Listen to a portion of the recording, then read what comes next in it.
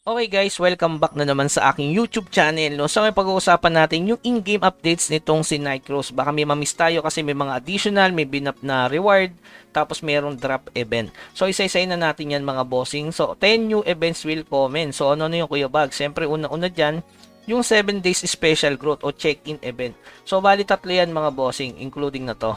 Yan, 7 days check-in, including na rin to at ito. So para ma-unlock to, kailangan nyo gumastos syempre. So, bibilin nyo to. Ayan. So, around 1.6 ata yan mga bossing. Tapos, ito is around 1K plus. Hindi ko alam mga bossing, no? So, ayan. Kailangan nyo bilhin yan para ma-unlock yung dalawang check-in event. So, yung pang-apat is Refine Support. So, ayan. Refine Support mga bossing. Pang-lima naman, itong Forest Training of Secrets. Pang-anim, Shiny Gold Support. Ayan. Legendary yung pang-pito. Medyo mahirap to kasi kailangan bumili talaga dun sa kanilang store, no? Yung pang-walo is weapon style, ayan. Summoning combination order. Ito medyo goods to kasi syempre, may dalawang ganito which is sureball ata yung epic tapos legendary. So dalawang piraso pa mga bossing. Okay? Tapos yung pang-siyam nila is yung rare glider which is tapos ko na kasi madali lang siya. Kaso wala tayong nakuwang maganda. At yung huli is yung Epic Glider Crafting Support. So sa Epic Glider medyo madali kung gagastos ka, 'di ba? Kasi yung use aircraft toolbox is reward lang dito sa 14 days ito, 'di ba? Ika-craft mo na lang siya. Kasi chance lang 'to eh. Yan, kita niyo naman 10% chance. Ngayon, pwede ka nang rumekta agad doon sa Master Aircraft Toolbox, no? Kailangan mo lang ng 20 METI. Sa METI naman kasi pwede kang bumili niyan sa Country Coins, syempre, at doon sa Tower of Trial. So, ito na, dako na tayo sa Season Pass nila. So, maganda yung Morion Pass nila ngayon. Baka tanongin nyo kung solid ba to. Solid to guys kasi nasa 116 in total para sa 2K. So, medyo makakatipid ka dito lalo na kung nagpo-progress ka. So, sulit bilhin yan. Tapos Twilight, yan, weapon pass. Goods din kasi meron siyang rare na dalawa na sureball na pwedeng maging epic pa. Okay, sureball yan lalo sa mga, ayan, katulad ng mission completion sa weapon style, di ba? Tapos Crow Crafting Pass at Premium Crafting Pass. So, nabibili din to mga bossing, no?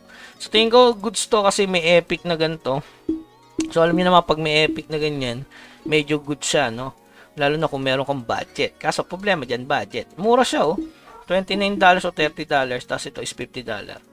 So, ayan mga boss, itong dalawang to.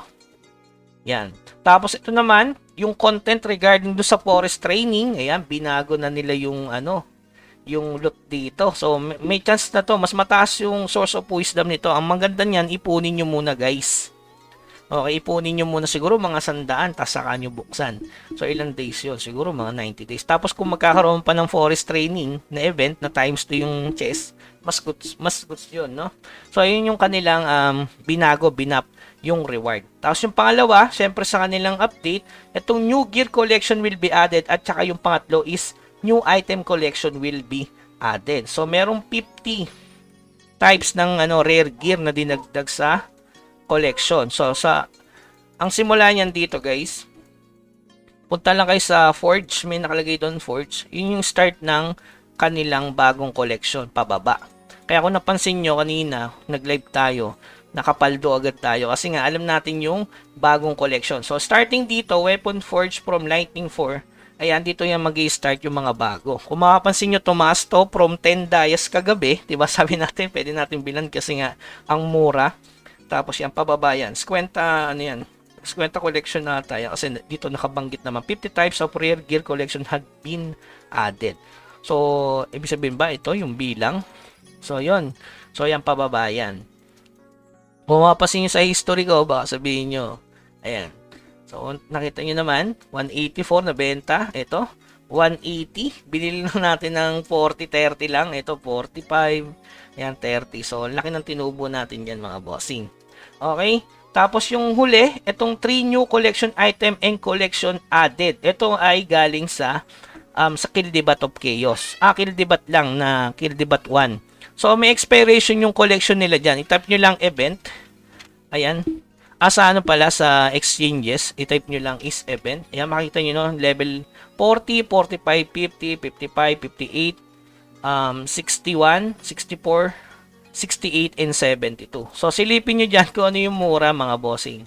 Ito, napakamura na, oh. Dami na nakapag-form. Kanina, 10 dice ang isa niyan, mga bossing. Ngayon, napakamura na. Pwera lang, syempre, yung sa matataas na floor. Katulad nito. Diba, sagad yan. Ito, 68. Medyo mahal yan. Ayan. Sa Kildibat yan, mga bossing, no? So, another collections. Kayo, bahala kayo kung i-collect nyo to. Piliin nyo na lang siguro yung mapapakinabangan nyo. So, may expiration yan, 21 day left. Kasi nga magkakaroon ng crusade sa 29. So, sakto yan para ma-boost yung, yung stats ng mga tumatalpak. Lalo na may contest dyan sa tinatawag na crusade. Okay? So, yun lamang guys. Yun lang yung update ni Nightcrow. Wala na tayong nakalimutan dyan. So, yun lamang guys. Hanggang sa muli. Paalam.